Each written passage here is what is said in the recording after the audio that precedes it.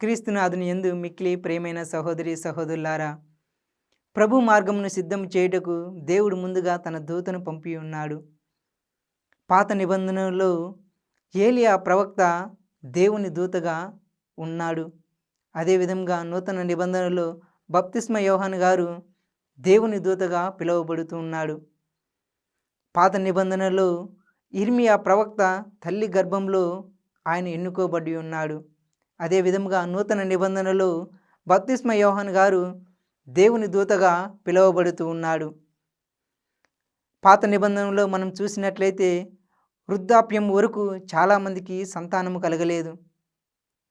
అదే విధముగా ఈనాటి సువిశేషంలో జకరియా దేవాలయంలో ధూపం వేయుచుండగా దేవదూత ప్రత్యక్షమై, ఇదిగో నీకు ఒక కుమారుడు జన్మించును, ఆయనకు యోహాను అని పేరు పెట్టుము అని తెలియచేస్తూ ఉంది.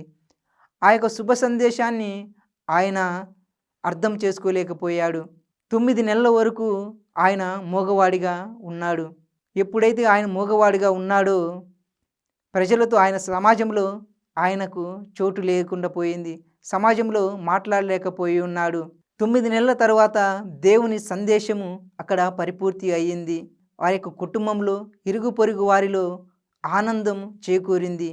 యోహాను గారు పెరిగి పెద్దవాడే యూదయా ప్రాంతాన్ని అంతా కదిలించి వేశాడు. ఆయన యొక్క శుభ సందేశం ద్వారా ప్రజల్లో మార్పును చేకూర్చాడు. ఇదిగో మీరందరూ ప్రభు మార్గమునకు సిద్ధము కావాలి, హృదయ పరివర్తనము చెంది మారు మనసు పొంది జీవించాలి అని తెలియచేస్తూ ఉన్నాడు. కాబట్టి క్రీస్తునాథుని యందు ప్రియమైన సహోదరులారా, మనము కూడా హృదయ పరివర్తనం చెంది మారు మనసు పొంది జీవించాలి.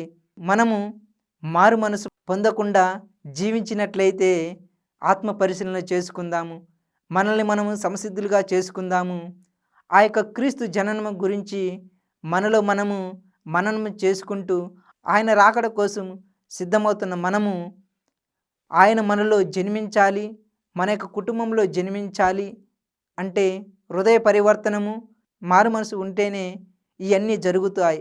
మారు మనసు పొంది హృదయ పరివర్తనం చెంది క్రీస్తు రాక కోసమై సంసిద్ధం అవుదాం. ఆమెన్.